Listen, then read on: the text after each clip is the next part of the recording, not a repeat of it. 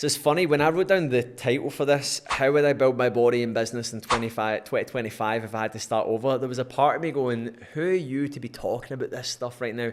Even in the position that I'm in my life right now, I still have self-doubt. And it's so funny because I wrote something down in my journal recently, and it was basically something along the lines of, what story or identity that you tell yourself right now do you actually need to let go of because it's no longer aligned with the person that you're trying to be? And for a very long period of time, I believed that I was an underdog. And I genuinely believed that I was. Like, I wasn't someone that had anything handed to me. I didn't have any skills or background. I really came at everything that I'd done as someone that had very low skill and low knowledge, and I really had to be a grunt and just work my way up. But actually, when I look at my life right now, I look at how I'm living, I look at my relationship, I look at my physique, I look at my performance, I look at my credibility, I look at the opportunities that I had, I look at the clients, the brand that we have, the results that we get. I am absolutely entitled to be talking about this today. So if you're new to the channel, my name's Christian Hill, and I'm the founder of Ready for Anything, and we help high performers, entrepreneurs, and execs live a life and essentially shape their body, mind, physique, business same way that we have as well inside RFA. And RFA used to be ready for anything physically. It's now ready for anything for life. So that's exactly what we do. So if you're new to the channel, please hit subscribe and please enjoy. So I'm going to keep this super simple. I've just written down a list in front of me, body, business, with a little list of bullet points. But the biggest thing for this video is I want you to really understand why I done these things. And this is something that's actually really important to me when I learn. I don't really like just knowing the how and the what. I like to understand the why behind everything. And I'm going to go through and break everything down so simply. So let's start off with body and let's just work this through. How do you get into incredible shape and it just becomes something that is a non-negotiable and is frictionless in your life? The first thing that I would do is I would simplify my diet to the point that it removes all friction. One thing that I've really learned through traveling is that since we eat out so frequently, especially in places like now in Bali, you can obviously eat out and you can eat out like a ball bag or you can eat out really well. Like you can go to any restaurant and ask for things that aren't on the menu that are single ingredient. You can ask for eggs and toast. You can ask for chicken breast, eggs and toast. You can ask for veggies, a portion of veggies, fish, and something else on the side as your carbohydrate source. If it's on the menu, they will typically provide it, and there's nothing wrong with asking that. Like if anything, the chef's going to be like, cool, that's super easy for me. And the more I have done this, the more it's actually taught me that it's such an easy way to stay on top of things. And a lot of people will look at this and be like, that's bland. It's not bland. It's bland if you don't put any seasoning on it. It's bland if you don't put any sauce or any flavoring on it. I'm not just having boiled plain chicken with no seasoning on it. I'm having tasty, delicious food that's nourishing to my body and easy for me to manage things. And this isn't just for anyone that's eating out more frequently. This is, take this into how you cook at home. Stop trying to make everything so decadent, right? I'm all about flavors and taste, but you don't need to cover everything in cheese and oils and sauces to the point that it's like barely satiating, but that you're like, I don't know how I'm actually gaining weight or not losing fat or not staying in shape. I only eat 3 meals a day, but I mate, your meals are like 1,000 calories a pop, man, and you barely move and you train 4 days a week. You need to eat less food. And then you're not even accounting for the weekend as well. So keep it simple. For me, like I class my meals into 3 categories: green meals, amber meals, red meals. Green meals are going to be the meals that are simple, single ingredient, proper nourishing. Amber meals are going to be ones that may be a little bit more decadent. Maybe I'll go out and I'll get some pancakes, I'll get some maple syrup, I'll get some bacon. Maybe not quite on that spectrum of proper nourishing, but I'm still hitting macros. I'm not outrageous when it comes to my calories, and I'm still not going nuts. I'm not getting cream and chocolate all over there. This might fall into actually having a bowl of oats, and I might have some Biscoff spread in there, some Biscoff crumb, but then I'm having some fruits in there as well. I'm getting my protein in there as well through whey protein, which is another processed source. This is more of an amber meal. And then your red meals are going to be meals that are a lot more decadent. That's like a cheeseburger, maybe getting a pizza, a nice pizza, Neapolitan pizza from a restaurant or something. And like, I don't really eat foods that are outrageously decadent. Like I don't go, I need a pizza from a Domino's on a Saturday night with a double stuffed crust, garlic bread, mayonnaise. I just believe that's gluttony. I don't feel that anyone can benefit from actually having a meal like that to themselves. It makes you feel like you have a hangover. So the point for me is like, I want to make sure that the bulk of my diet and my nutrition is made up of green meals. The meals that are nourishing, single ingredient, simple. And then also probably like 10% like amber. Then here's the thing, and this is sort of a take that a lot of people just look at things so wrong with when it comes to your nutrition. You don't have to count in red meals every week. This is one thing that folk build into the head. Balance, like you need to do it. If a week goes by and I don't feel the need to go and get a pizza or a burger or maybe something that's not as satiating or hitting my macros as well, I won't do it. So I think that's probably advice that people need to hear. Like you don't have to fit things into your diet because sometimes people do this and they go, I didn't even want that. Like listen to your body and be like, what does it want? And see when you do this, guys, like you get to the point where you don't want to eat junk anymore. You don't want to fill the cupboards with crap. You don't feel the need to go and have a binge because you're just eating and living better. Number 2, I will source out the best gym with the best atmosphere or community. This is so key. I've trained at hundreds of gyms, and this is probably one of the biggest things that I've taken away from it. If you can go somewhere that you actually want to go to, it's going to make training so much easier. The gym that I'm training at here right now is unbelievable, like so good. I, like this morning, like there's a pool at it, a day club, and afterwards I done my workout. Ailey's was a little bit longer. I met my mate for a coffee who was with his mate. I met this new person who was dead sound, chatted away. Then I was like, do you want to come for breakfast with me to my mate Lewis? And then we went for breakfast afterwards and it was fantastic. That was an amazing start to the day, right? And I know that not everyone has the exact access to facilities like that. But actually, when I was back in Scotland, the gym that I went to, shout out to Ardrossan Community Sports Hub, is an amazing community. Like you can go in there and spend 10 minutes before you actually start warming up, chatting to some folk that are in there that are just buzzing to see you. If you can get a space and environment that you're excited to go to, it's going to make your training so easy. Number 3, I would lift no less than 4 times per week strength training for 1 year, like 1 year minimal, right? I'm not saying just train 1 year minimal. And I would hit a body part twice per week. So I'd probably work upper, lower. This is actually to build a physique. And I would hit weights no less than 4 times per week, progressively overloading, tracking everything that I do. Number 4, I would source out some kind of run club or some sort of high quality conditioning class, something that I can essentially get my cardio in, but do it whilst networking, meeting people, and doing it in a way that I can actually have a bit of fun about it. This is if I had to start over. This isn't if I had to win a high rocks. There is obviously more than one way to skin a cat, and there's like some people maybe watching this and like, that's not good for me. I'm telling you exactly what I would do to make getting in great shape, being healthy and fit easy in 2025, right? People just aren't doing this. Then they're going, I've got no motivation right now. I've got no drive right now. I don't know what to do right now. And it's like, what are you doing? The same thing that you always do. You need to do things different. In order to live the life you've never lived, you need to do the thing you've never done. Next up, I would reduce all non-improvement focused content down to no more than 1 hour per day. So when we talk a lot about consumption, we think a lot about the food that we put in our gob. I actually think about my mental consumption. So when I'm talking about non-improvement content, that is like mindless scrolling on YouTube, doom scrolling on TikTok, that is going on Netflix and watching fiction programs that are great by all means. But if you want to be someone that's actually getting on top of your goals, taking action and making a lot of change, then you engineering the content that you consume to be things that are going to be in favor of what you do is going to give you such an unfair advantage. If you're wasting energy and consuming a load of stuff that's just giving you dopamine hits, making you feel high, then making you feel low, making you feel triggered, that's not going to be good for your psychological state, especially when it comes to your goals. And if you're someone that finds it hard to make a lot of progress, then like you need to be managing your mental consumption as well. I'd be up at 5 to 5:30 every single morning. If you're watching this video right now, chances are you're going to be very busy. You've got a lot on right now. And that time might not be applicable to you. You might have kids, responsibilities, working hours, whatever it is that you do because of the way that you run things. You might not be able to do that. It's not necessarily about the exact time you need to get up at. It's more about actually getting ahead of the curve. So you want to be doing things in that time, like getting up, getting your training done, maybe getting some activity in, getting some steps in, doing things that are going to put you so ahead of the curve, because then it means when you actually get into the meat of the day and you maybe sat down a lot more, you're super busy, you're going to feel like so much more accomplished. And it means that ticking everything off for the rest of the day is so much easier. Next up, this is a big one and a lot of folk would be very resistant to this. I would take the TV out your room and also buy an alarm clock and make your room a no phone area. This is the ultimate productivity hack. The amount of people that waste so much time scrolling on their phones in the evening in their bed is actually such a dirty behavior. We tell all clients, like, just buy an alarm clock. And if you can, take your TV out your room. I'm telling you, it might feel like, well, what would I do then, right? Think about it. How productive is it for your life having a television in your room? It's not actually that productive.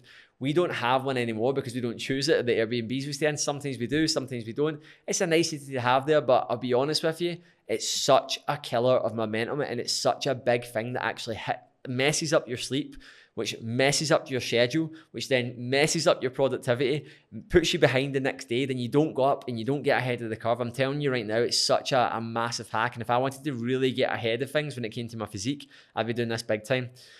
Second last, I wouldn't buy any junk food or snacks for the house. Only stuff that lives in the fridge or cupboards is high quality meals. Now, a lot of people think this is the anal. I'm not saying don't eat foods or don't have something in there, like order maybe like a cookie or an ice cream or go out for a dessert. Like, by all means, do that stuff. Factor it into your red meals, right? Maybe do it once per week or something. It's absolutely fine. As long as you can factor that into it, it's fine. But deliberately having that stuff there trips people up so much, and they just do not realize it. And then lastly, I would hire a coach who lived a similar life to what I want, because I would optimize my health and mindset for that life. The simplest way to get the life that you want is to pay for people's help that are doing that life, right? It's not even the stuff that they teach you, but you actually just immersing yourself in that process psychologically does so much for you and aligns you to actually take action on your goals that you would not even believe. It's called osmosis, right? It's the biggest hack ever. Pay to be around people that are helping you do the thing that they are crushing. So the things that you find hard, find someone that makes them look easy, pay them money, and get them to help you. I'm telling you, it is such the biggest hack of the 21st century. Go and do it.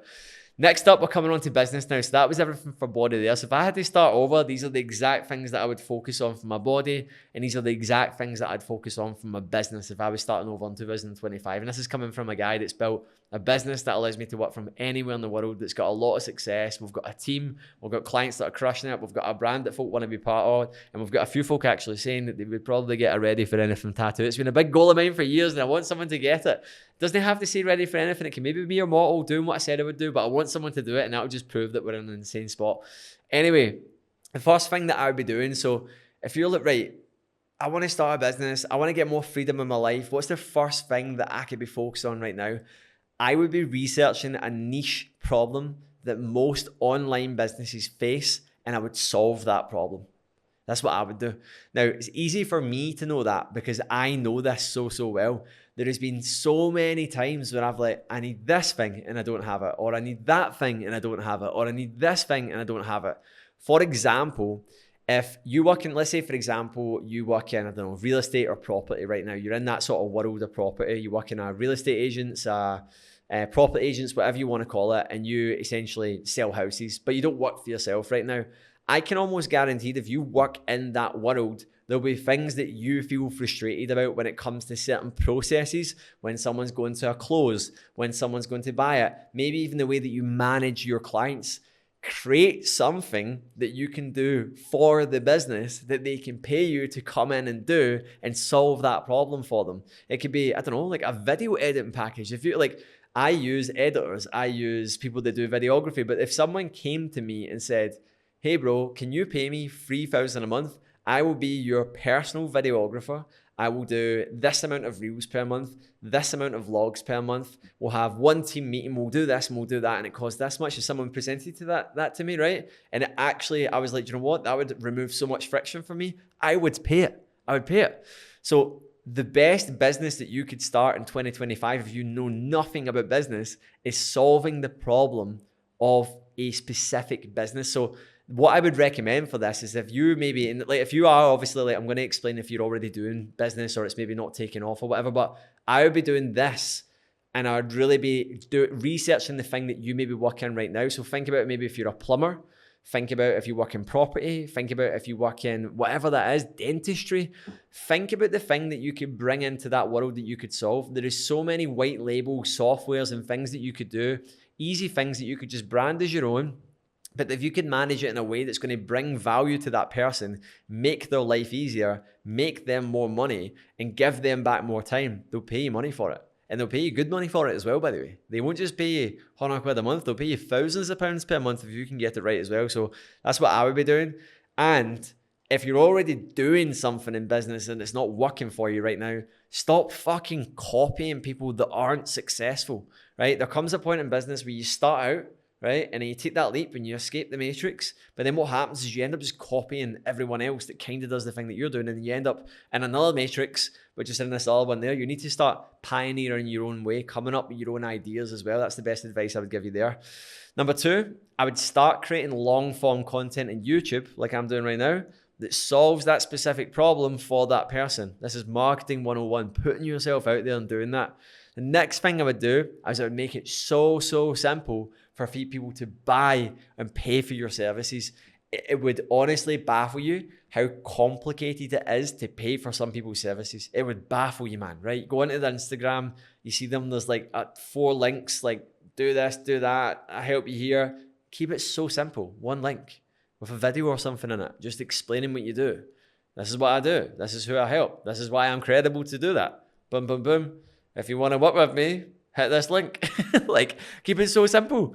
And if you can do that and you can solve this big problem for people and you can then talk about that in your content, you get people to pay you for help. It's really simple. Like really simple. And it's not that simple. It's obviously hard, but that is it in a nutshell.